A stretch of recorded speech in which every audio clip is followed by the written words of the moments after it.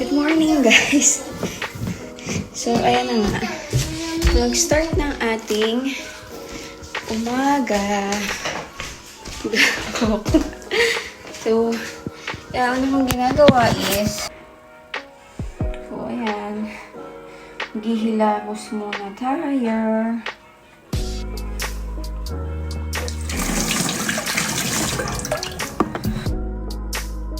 Ayan, ang gamit ko dito.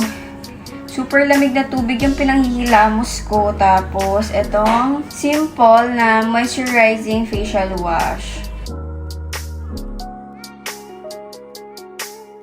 Pinakamalamig na tubig. Diba nga yung iba, nilalagyan pa ng yelo yung mukha nila para daw mag-close yung pores. Sensya na sa braso ko, guys. Ang kulay ng mukha ko kasi dito may mga itim-itim. Walang gagawin dyan. Ayan lang yan.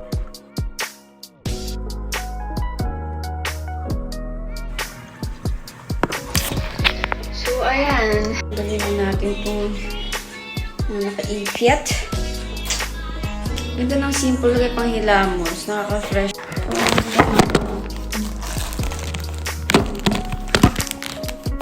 So, nandito nga ako sa CR. Tumawag yung cellphone ko. So, toner. Ayan. Ginawa ko ng puro simple yung brand para isa lang yung mga pinaglalagay ko sa mukha. Kasi lakas makatigyawa talaga, promise, pag hot water yung pinanliligo. Hindi ko alam, baka ako lang yun.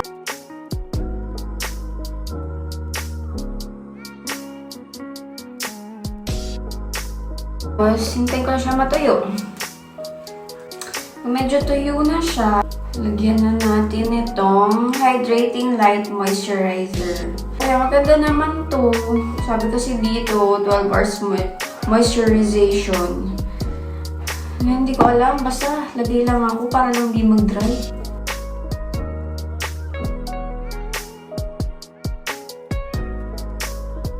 So, ayan guys. Kita niyo yung buhok ko. Sunog na sunog.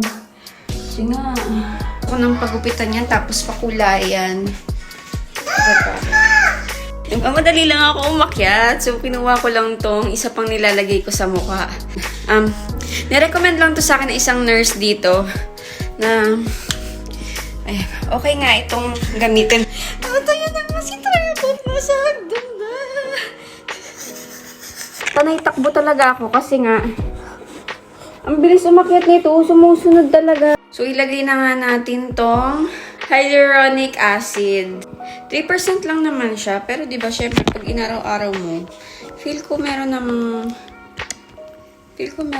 tong hustisya. Hustisya daw. Ayan. Ay, nakikita niya pag may liwanag, diba? Basta dito may itim dyan.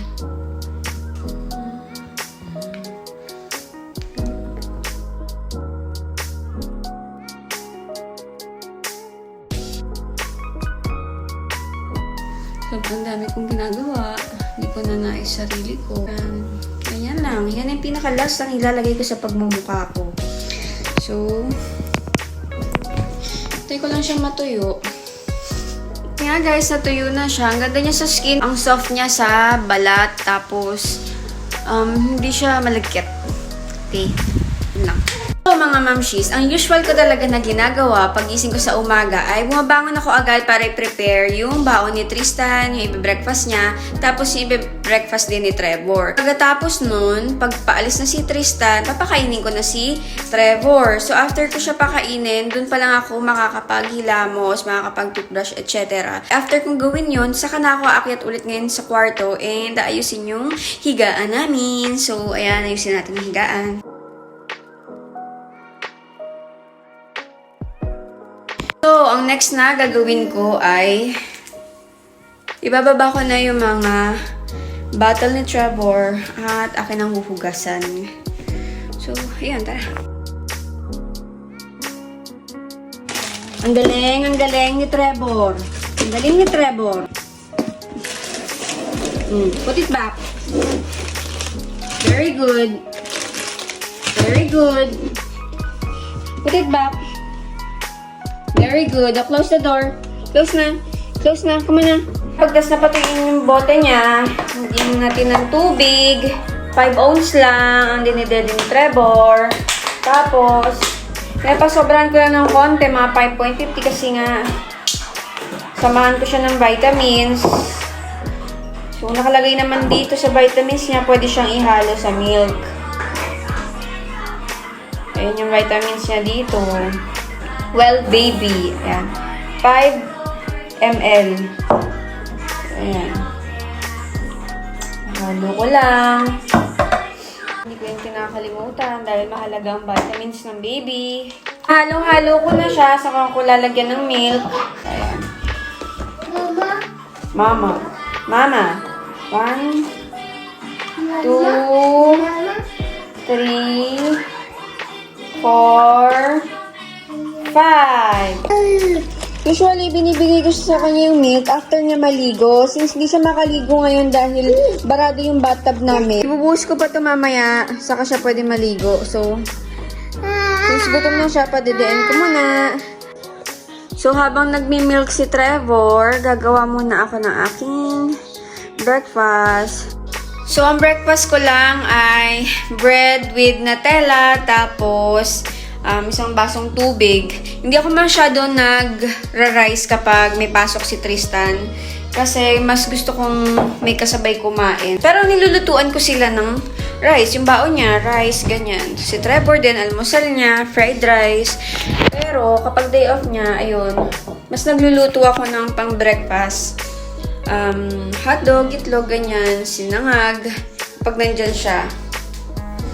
Kasi masarap kumain pag may kasabay. What? Nag-milk ka na, nag-almusal ka na, nag-milk ka na, tapos nakaabang ka pa sa bread ni Mami? Okay, wait.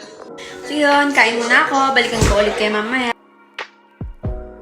So, ayan mga mamshis, hanggang dito muna ang aking morning routine dahil nga magla-lunch na, magsasaing pa ako. So, etong morning routine ko ay naiiba kapag day off niya naman. So, minsan mas naliles yung ginagawa ko kasi tinutulungan niya naman ako.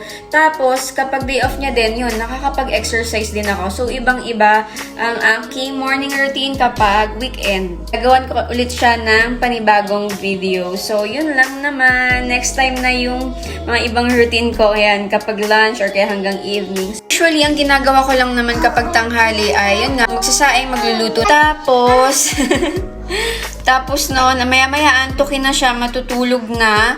So, habang natutulog siya, ayun, makakapaglinis pa ako ng iba't ibang sulok dito sa bahay. Pagising niya sa hapon, dinadala ko siya sa playground or kaya maglalakad-lakad lang kami, practice walking niya. Tapos sa gabi, before alas 6, nagluluto na ako ng dinner kasi dadating na si Tristan.